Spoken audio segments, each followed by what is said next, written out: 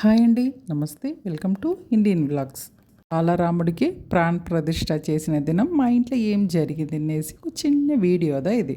శ్రీరాముడికి హారతి జరిగేటప్పుడు మేమంతా టీవీ ముందే సంతోషంగా చూస్తూ ఉంటిమి. పూజకు కావాల్సిందంతా నేను ఫస్ట్ అని సిద్ధం చేసి తయారుగా పెట్టేస్తుంది. ఉదయాలో హారతి జరిగిన తర్వాతనే మేము ఇంట్లో పూజని ముగిస్తుంది.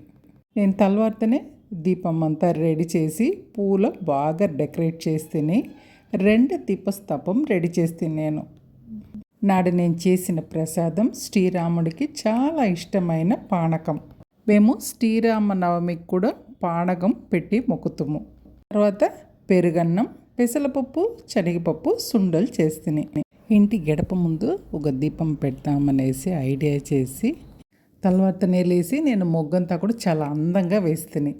అందరూ పూజ రూమ్ దగ్గరనే ఒక దీపం మాత్రమే చాలని చెప్పంగానే పెద్ద దీపస్తంభానికి 5 వత్తులు వేసి నేను దీపం వెలిగిస్తుంది.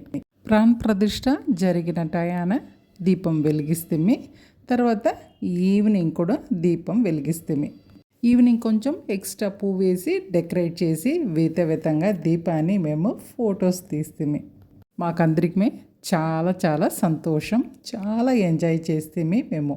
తల్వార్త పూజకు సాంబ్రాణిను, ఊదవతిను, మంచి సుగంధమైన శ్వాసన. ఈవినింగ్లో దశాంగం కప్పును, ఊదవతిను.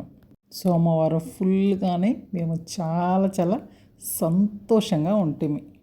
ప్రాణ ప్రతిష్ఠ దినం మీరంతా ఎట్ట సెలబ్రేట్ చేస్తారనేసి నాకు కమెంట్లో చెప్పండి.